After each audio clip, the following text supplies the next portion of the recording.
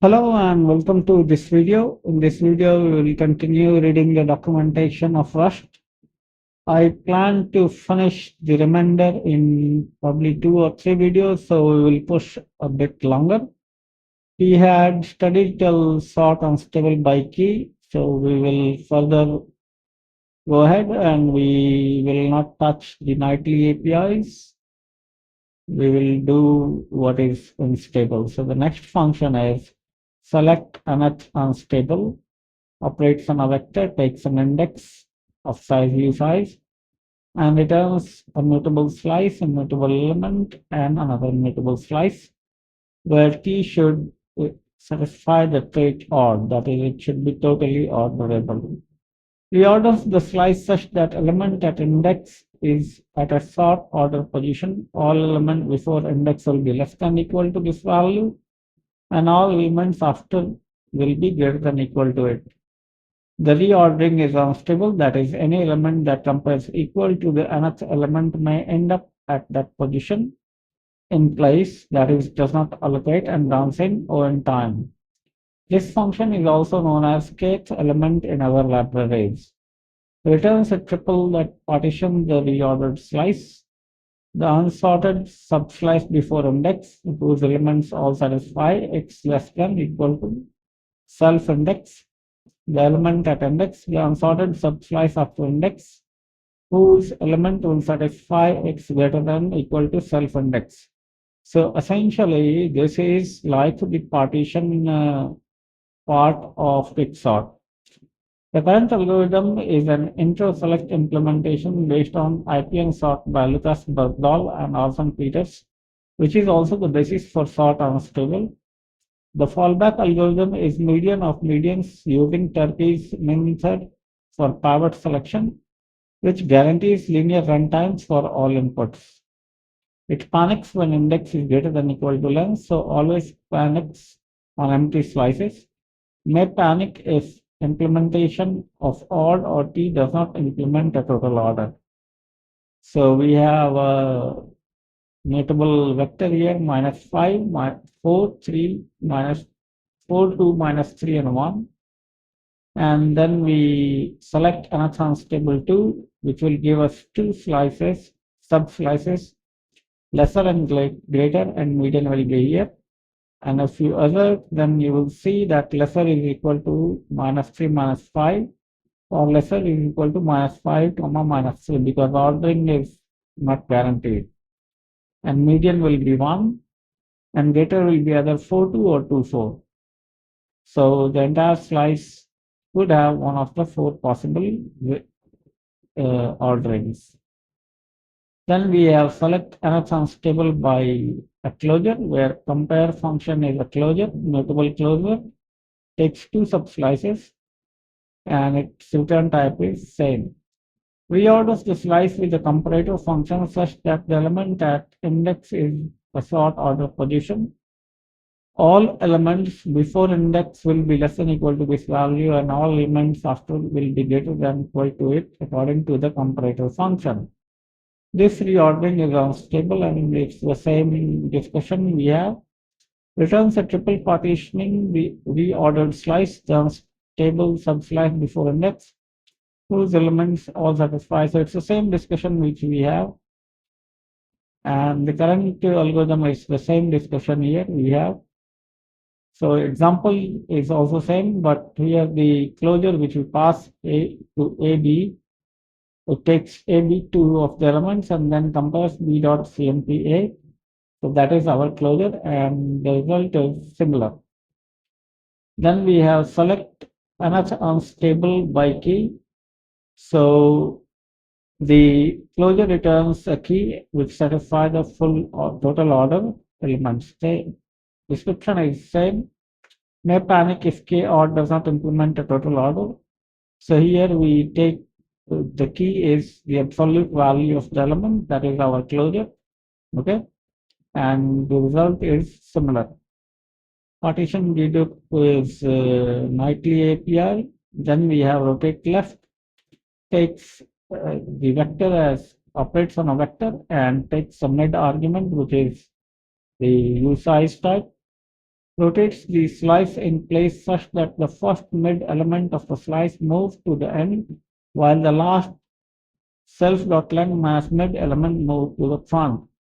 After calling rotate left, the element previously at index mid will become the first element in the slice.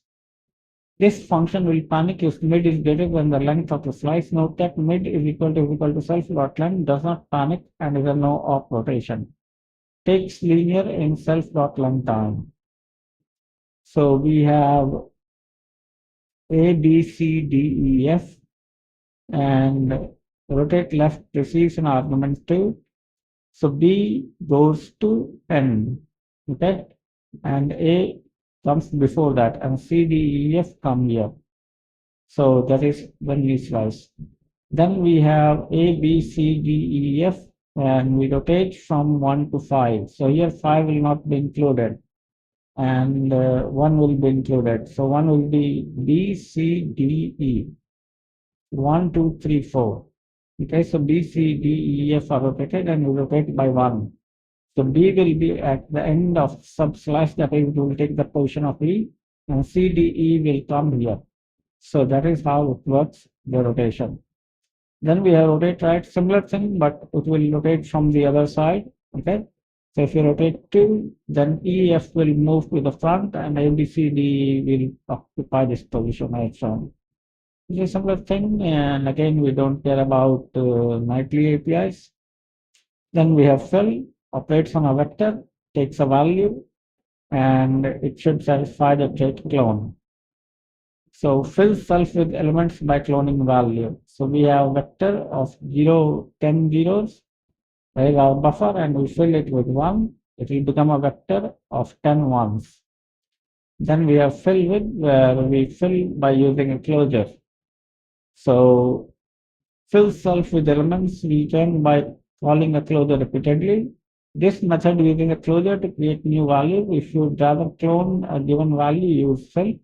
If you want to use the default trait to generate value, you can pass default colon default as the argument. So suppose there is a vector of 10 ones and you fill with default colon default, then the vector will become a vector of 10 zeros. Then we have clone from slice, so operates on a vector, and source is a slice of the same type T, where T satisfies the clone trait. Copies the elements from SRC to self. The length of SRC must be the same as self. This function will panic if the two slices have different lengths. Cloning two elements from a slice to another. So we have a source, we have a destination. Source has 1, 2, 3, 4, and destination has 0 and 0. So here we take the source from third element onwards. So that is 2 and 3. 0 and 1 are not selected, so 3, 4 will go into destination. So it will be 3, 4. Rust enforces that there can only be one mutable reference with no immutable references to a particular piece of data in the particular scope. Because of this, attempting to use clone from slice on a single slice will result in a compile failure. You can't clone from itself. Okay, compilation won't work. To work around this, we can use split attempt to create two distinct subslices from the slice.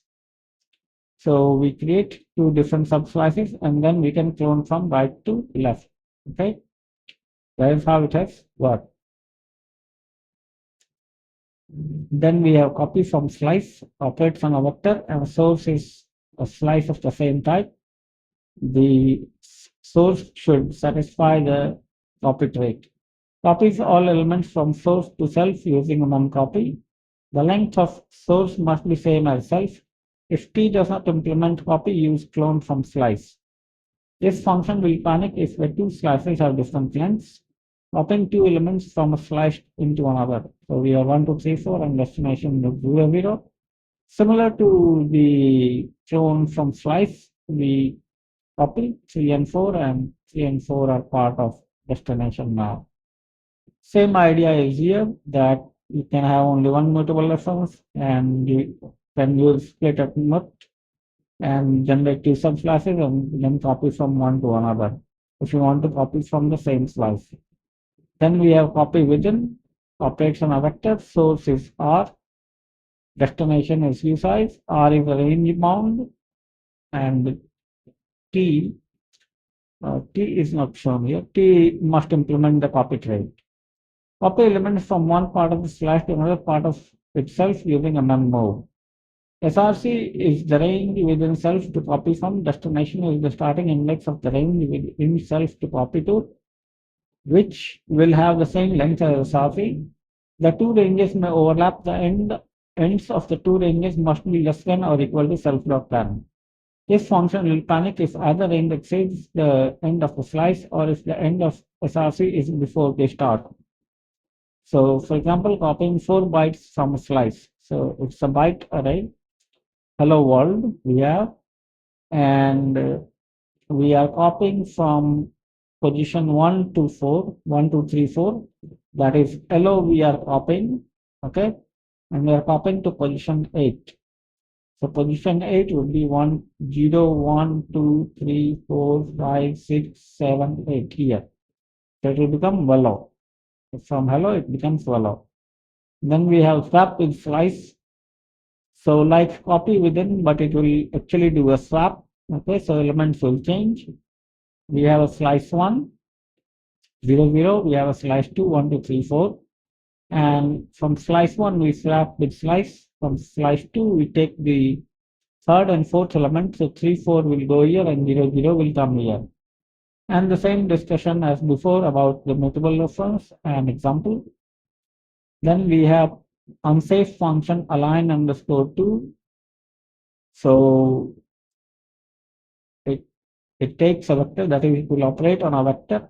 Okay, it takes a generic parameter u and returns 3 slices, 2 of type T and another of type U. Transmutes the slice into a slice of another type, ensuring alignment of the types is maintained. This method splits the slice into 3 different slices. Prefix correctly aligned middle slice of a new type and the suffix slice. The middle part will be as big as possible under the given alignment constraint and element size. This method has no purpose when either input element P or output element U are zero side and will return the original slice without splitting anything. This method is essentially a transmute with respect to the elements in the returned middle slice. So all the usual caveats pertaining to transmute TU also apply here. So suppose we have U8 vector of 7 elements, 1, 2, 3, 4, 5, 6, 7, and you want to align it to U16 because if you can't align U8 to U4, there is nothing called U4. Suppose it was U16 and you align to U6, that will be a case of data loss. But you can possibly align, align to a data type which has higher width. So that is quite possible here. Then we have align to mid, similar to align to, but now this will be mutable. Then this is nightly API. Again, nightly is sorted. So the type of the vector should satisfy partial or state. Checks if the element of this slice are sorted. That is, for each element A and following element B, A is less than or equal to B must hold. If the slice is exactly 0 or 1 element, true is returned. Note that if self : item is only partial odd but not odd, the above definition implies that this function returns false if any 2 consecutive items are not comparable. So that you have to be careful about. So suppose we have an empty slice of I32 or empty vector of I32, and we test 1, 2, 2, 9 is sorted, it will be true. 1, 3, 2, 4 is sorted, it will solve and it will be failed. That is why we have not in the beginning. And then we have 0 is sorted, that is true. Empty is sorted, that is also true. 0.0, 1.0, S32 NAM. So in this case, comparison will not work. And therefore it will fail, and that is why we have not in the beginning. Then we have is sorted by, which will take a closure, and depending on the result of the closure, it will deduce whether the slice is sorted or not. Checks if the element of the slice are sorted using the given comparator function. Instead of using partial or partial CMP, this function uses the given compare function to determine whether 2 elements are considered in sorted order. So here the sorting mechanism is A less than equal to B. Here it is A less than equal to B. So this will fail, but this will pass. Similarly, you can simply return true here for the closure, and 0 will be true. If you give it false, then also it will be true. 0 is sorted by A, B, false. So it will return false. Then this shouldn't be true. Okay.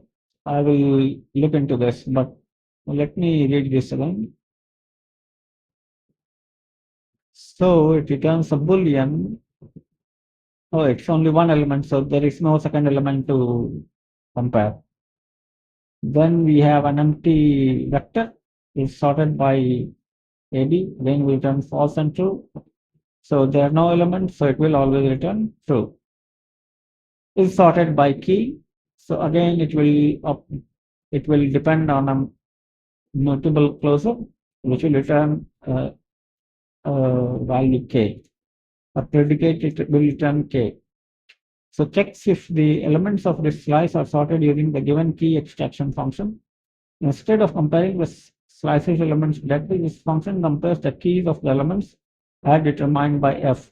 Apart from that, it is equivalent to its order. See its documentation for more information. So here it extracts the information, the length. So length should go on increasing. So this is sorted.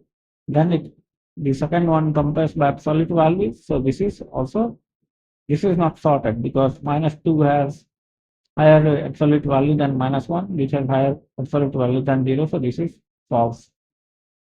Then we have partition point. It operates on a vector, takes a predicate. Predicate is a closure, which returns a boolean, and partition point will return a usewise. Returns the index of the partition point according to the given predicate, the index of the first element of the second partition. The slice is assumed to be partitioned according to the given predicate. This means that all elements for which the predicate returns true are at the start of the slice, and all elements for which the predicate returns false are at the end. For example, 7, 15, 3, 5, 4, 12, 6 is partitioned under the predicate. X percentage 2 is not equal to 0. All odd numbers are at the start, all even at the end. If the slice is not partitioned, the result is unspecified and meaningless, as this method performs a kind of binary search. So here our predicate is that x should be less than 5, then I will be 4. So if you partition this one, you see carefully, then this 1, 2, 3, 4, 1, 2, 3, 3 will be in one side, and then 5, and then 6, 7. Okay, and then if you look at this, then what does it return? It returns the index of the partition point. So index of 5 is now 4. Then we have an iterator, and our index is x less than 5. So okay, so this is averting against up to I. Okay, so that is true, and this is also true because we have a not applied here. If all elements of the slice match the predicate, including the slice empty, then the length of the slice will be returned. So here 248 is there, and it is comparing against 100. So obviously 248 will be all returned and will be equal to a dot len. Then we have an empty slice and less than 100, so it will be equal to 0. If you want to insert an item in a sorted vector while maintaining sort order, so we have a num, we partition up to less than equal to num, and then we get the index, we insert at that index of the value, and we have the sorting order of that. Then we have split off, operates on a mutable, and okay, it has a lifetime associated with here of the type T, takes a range R and returns an option with the same lifetime of type T, removes and R should satisfy the trait of one-sided range. Removes the subslice corresponding to a given range and returns a reference to it. returns none and does not modify the slice if the given range is out of bounds. Note that this method only accepts one-sided range such as 2 dot dot or dot dot 6 but not 2 dot dot 6. Splitting of first three elements of a slice. So we have a slice of the type is ignored here, A, B, C, D, and we take from beginning to up to 3. Okay, and then you unwrap, then your slice which will be left here will be D, and A, B, C will go into first 3. Then we have another slice, same slice basically, A, B, C, D, and we operate from third element onwards. So C and D will be part of tail and A, B will be part of slice. Getting none when range is out of bounds. So here there are 4 elements and the range operates on 6th element here. So that's why this will return none. Then we have split of mutable. Similar like split off, but it will return a mutable option. Okay, not much difference. Split of first is you get only one element. Okay, so first will be returned here. Optionally, it will return none. None will be returned if the slice is empty. Then split of first mutable. So the first will be returned, but it will be of mutable type now. Okay. Then split of last, similar to split of first, it will return this last element. And there will be a mutable variation as well. The last will now become mutable now. Then we have an unsafe function, get disjoint and check mutable. Quite complicated detail here. So it is a generic type which takes I and const m, which is of size, which is of type usize. Operates on a vector. Indices are I, and so there will be n elements of type I here. Okay, and returns mutable stuff. Okay, and I as slice index. So it will be a slice index of type T. It will return this I as slice index of type T, and n will also be returned. Okay. Now I should satisfy the check get disjoint mut index plus slice index of type T. Returns mutable references to many indices at once without doing any checks. An index can be either a usize, a range, or a range inclusive. Note that this method takes an array, so all indices must be of the same type. So all indices should be of the same type. If passed an array of usizes, this method gives back an array of mutable references to single elements, while if passed an array of ranges, it gives back array of mutable references to slices. For a safe alternative, see get disjoint mut. Calling this method with overlapping or out of bound indices in undefined behavior, even if the resulting references are not used. So we have a mutable slice here 1 to 4, and we pass it 0 to. So 0 to is our I indices here. So we get the index 0, that is A. A is multiplied with 10, so it will become 10. And B, that is 4. 4 because the index is 2 here. So 4 will be multiplied with 100, 400. So I was wrong in reading this. This is not a number of what you call. It is an array of number of indices actually, right? Or rather, range slice index. It is slice index actually. Now we have again we let AB is equal to get disjoint and check mut from 0 to 1 and 1 to 3. So we assign A0 value of 8, so 1 will become 8, B0 88, so it will become 88, and B1 888, so it will become 888. Similarly, the third one also works. Then we have get disjoint mut. It is a safer version. Okay. Now this method does order and square check to check if there are no overlapping indices. So be very careful when passing large index. So there is only one difference is that it does the array of bounds check, and it is an error if any index is out of bounds or if there are overlapping indices. So similar example, except that the bounds are now checked. Then we have element offset, which operates on the vector, and element should be a reference of the same type T, returns an option enum of U size.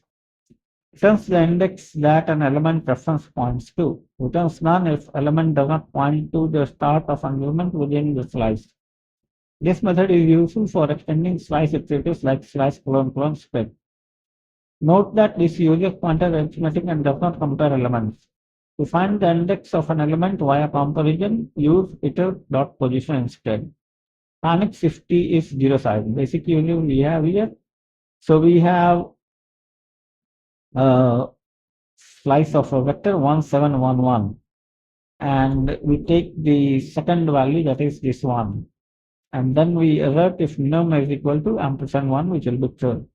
And then we call element offset, and it is sum2, returning none with unaligned element. So we have an array of array. So there it is an array of array. So first element is 0, 1, second one is 2, 3, and then we flatten it. Now we have OK element. We take the flattened array from 0 to 2, and we try into, so we will get OK element here, and then 1 to 3 will be go into weird element. Okay, 1 to 3. So see, OK element will contain 0 and 1, and weird element will contain 1 and 2. Now if you take element offset of OK element, then it will be at 0x of this. Okay, and if you take the weird element, then it will be nowhere.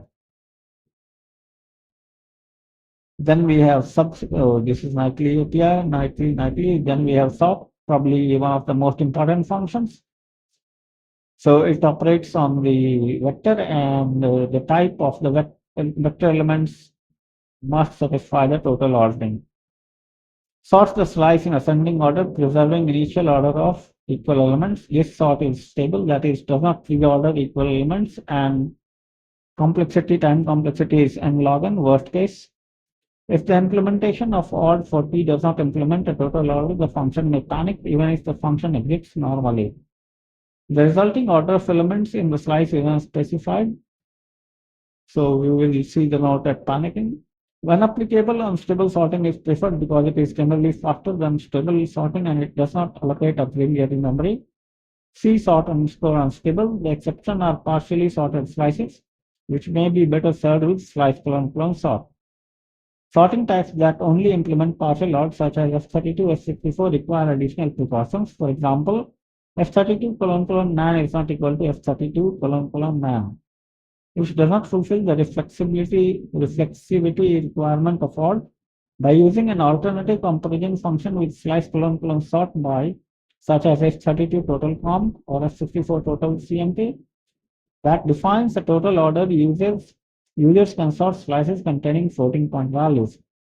Alternatively, if all values in the slice are guaranteed to be in a subset form, which partial OR partial CMP forms a total order, it is possible to sort the slice with sort by a comma b a dot partial CMP b dot on that. The current implementation is based on just sort by Orson Peters and Lucas Bergdahl, which combines the fast average case of quicksort with the fast worst case and partial run detection of MySort, achieving linear time on fully sorted and reversed inputs. On inputs with k distinct elements, the expected time to sort the data is O n times log k.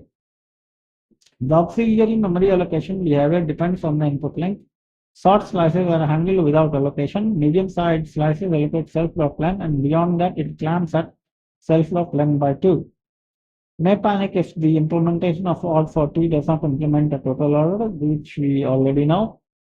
All safe function on slices preserve the invariant, and that even if the function panics, all original elements will retain in the slice, and any possible modifications via interior mutability are observed in the input.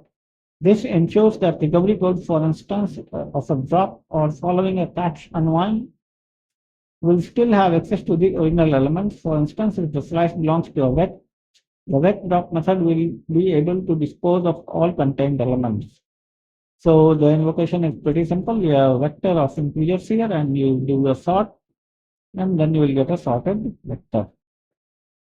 Let's see how much we have. Sort by key. Okay, we will finish rest of it in the next video. We have traits coming up. So sort by key, sort by case key, then 2vec n, repeat, one cut, join, connect, and then we have trait implementations.